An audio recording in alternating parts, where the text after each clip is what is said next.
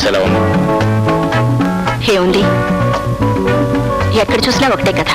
అంటే మగవాడి ఆనందం కోసం ఆడది పడే పాటలు. ఇంట్లో భర్తని మరిపించడానికి భార్య వంట చేసి తినిపిస్తుంది.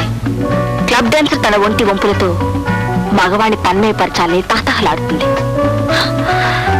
ఎప్పుడు ఇలా మగవాడి చుట్టూ అల్లుకోవాలని ఆడదానికి ఎందుకో ఇంత ఆరాటం. కానీ నువ్వు అలాంటి ఆడవాళ్ళ కోవలోకి రావు కదా. రాకూడదనే ప్రయత్నిస్తున్నాను, కానీ తప్పేటట్లేదు.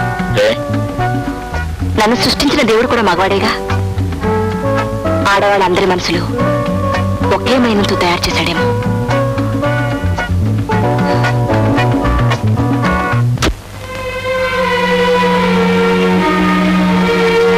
అమ్మా, ఒక చిన్న మనవి. ఏమిటి? అకౌంట్స్ లో మీరేదో తప్పు పట్టుకున్నారట. చిన్నబాబు గారు నన్ను ఉద్యోగం రిజైన్ చేయమన్నారు. ఒకటిని 7 చేసి 1000 రూపాయలు 7000 రూపాయలుగా చూపిస్తే వెళ్ళకుండమంటారా?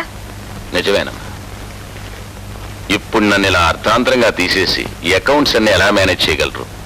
మీకే నష్టం కదమ్మా. 10 ఏళ్లగా ఈ ఉద్యోగం చేస్తున్నాను. ఒక్కసారి మీతో కూడా చెప్పి వెళదామని వచ్చాను. మీరు కాదంటే ఇవిగో పుస్తకాలు, తాళం చెవులు. సరే, చిన్నబాబు గారితో చెప్పి చూస్తాను. అది విన్న తర్వాత కూడా మిమ్మల్ని తీసేదలుచుకుంటే ఆయన ఇంక దేవుడు కూడా ఆపలేడు. ప్రయత్నిస్తాను. వెళ్ళండి. అరే గిరిజ, ఎప్పుడొచ్చావు? పొద్దున్నే వచ్చాను. ప్రయాణం బాగా జరిగిందా? Bye bye. నీ స్నేహితురాలు తల్లి ఒంట్లో ఎట్లా ఉంది? కొంచెం తేలిగ్గానే ఉంది. That's fine. సరే, నేను డ్రెస్ మార్చుకొస్తాను, నువ్వు భోజనం వడ్డించు. ఓకే. Hello, Chandrashekar here. పోతే మనకు అగ్రిమెంట్ పంపించానే, అది నేను సరిగ్గా చూసుకోకుండా పంపించాను. తర్వాత మా లారీ గారిని కన్సల్ట్ చేస్తే అందులో క్లాస్ తప్పని చెప్పారు. పోతే మరి ఏం చేస్తారంటే అది వెంటనే పంపిస్తే లారీ గారిని కన్సల్ట్ చేసి నేను మళ్ళీ కరెక్ట్ చేసి అగ్రిమెంట్ సైన్ చేసి పంపిస్తాను. ఓకే, రేపు పంపించాను. All right. ఏంటి, నువ్వు ఇంకా నిద్రపోలేదా? మీకోసమే వెయిట్ చేస్తున్నాను. నాకోసం వెయిట్ చేస్తున్నావా? ఫైన్. ఇదేంటి? శేషారత్నం గారు పెట్టిన 3 నెలల గడువు ఈ రోజుతో అయిపోయింది. అయిపోతే నేను పెడుతున్నాను. గిరిజా, వెళ్ళటం ఉండటం అంత నీ ఇష్టమేనా? ఇందులో నా ప్రసక్తి అనే ప్రమేయంగానే లేదా?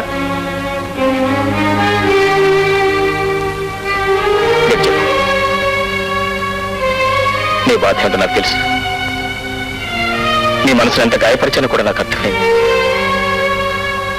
మన పెళ్ళైన మొదటి రాత్రి నువ్వు ఎలా మర్చిపోలేకపోతున్నావో నేను కూడా అలాగే మర్చిపోలేకపోతున్నాను. నీ పట్ల చాలా మూర్ఖంగా అనుచితంగా ప్రవర్తించాను. అందుకు నేను చాలా విచారిస్తున్నాను. ఈ మాట నీతో చెప్పాలని ఎన్నోసార్లు ప్రయత్నించాను. గిరిజ, నన్ను అర్థం చేసుకో. చేసిన తప్పుడు సర్దిద్దుకునే అవకాశం నాకు కల్పించు ప్లీజ్. మీరు కూడా నన్ను బాగా అర్థం చేసుకోండి. ఈ ఇల్లు నాకు మీ మనసులో అనిపిస్తుంది.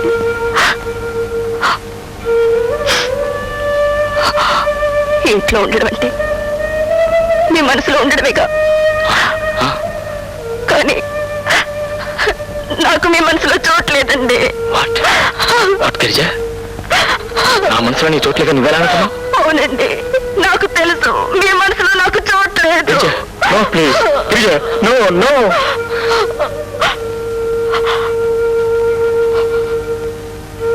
రండి, చూపిస్తాను.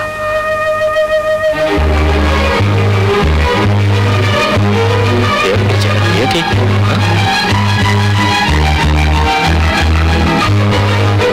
ఏమిటిది? ఏమిటి మన ఫోటో? ఇది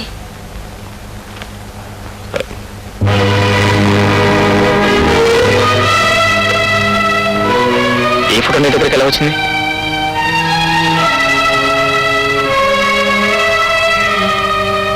వరంగల్లో జోసఫ్ గారి దగ్గర నుంచి తెచ్చాను. అయితే నువ్వు ఆయన కలుసుకున్నావు అన్నమాట. అవును, నా స్నేహితురాలి తల్లిని చూడటానికి వెళ్ళానని మీతో అబద్ధం చెప్పాను. జోసఫ్ గారు నాకంతా చెప్పారు.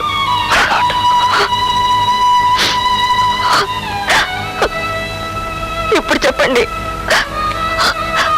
మీ మనసులో చోటు లేనప్పుడు ఈ ఇంట్లో నన్ను ఒక పని మనిషిగా ఉండమంటారా? పెళ్లిని గురించి ఏ ఆశ లేని వాళ్ళు చాలా అదృష్టవంతులు. కానీ నాకు కొన్ని నమ్మకాలు విలువలు ఉన్నాయండి. నేనెప్పుడు మీ డబ్బుకు ప్రాధాన్యత ఇవ్వలేదు. మిమ్మల్ని నేను డబ్బు కోసం చేసుకోలేదండి. మిమ్మల్ని నేను డబ్బు కోసం చేసుకోలేదు.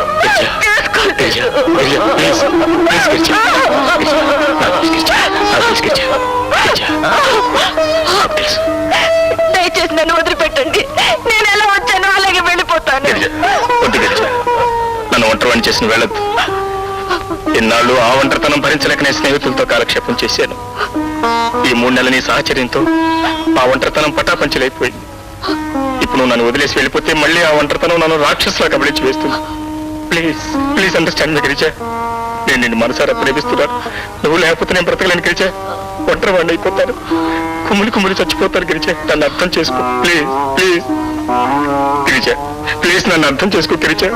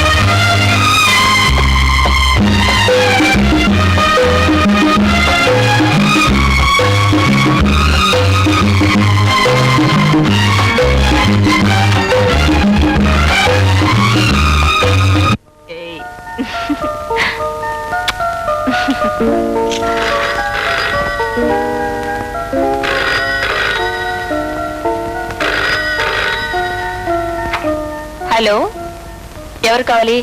గిరిజ గారు కావాలి. నేనే మాట్లాడుతున్నాను. ఎవరు మీరు? ఎవరని చెప్తే మీకు అర్థమవుతుంది. మీ హితుణ్ణి, మీ శ్రేయోభిలాషిని, చందు ఫ్రెండ్ని. మీకు ఇది చెప్పడం ధర్మం అనిపించింది. ఏమిటది? చందు మీ మీద వలకపోస్తున్న ప్రేమాభిమానాలు నిజమేనని నమ్ముతున్నారా? Shut up.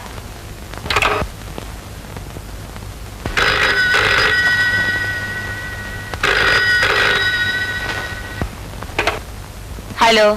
ఆవేశపడకండి మేడం. రాజగోపాలరావు గారు చనిపోతూ ఆస్తి అంతా మీకు చందుకి పుట్టబోయే సంతానానికి రాశారు. పిల్లవాడు పుట్టే వరకే చందుకు మీతో అవసరం. ఆ తర్వాత మీతో అతనికి అవసరం లేదు. పైగా మీరు బతికి ఉంటే అతనికి ఆస్తి మీద పెత్తనం రాదు. వీలునామాలో అలా వ్రాసి ఉంది. కాబట్టి త్వరలోనే మీకు అతని చేతిలో మరణం తప్పదు. కావాలంటే రాజగోపాలరావు గారు రాసిన వీలునామా శేషారత్నం గారి దగ్గర ఉంది. వెళ్ళి చూడండి.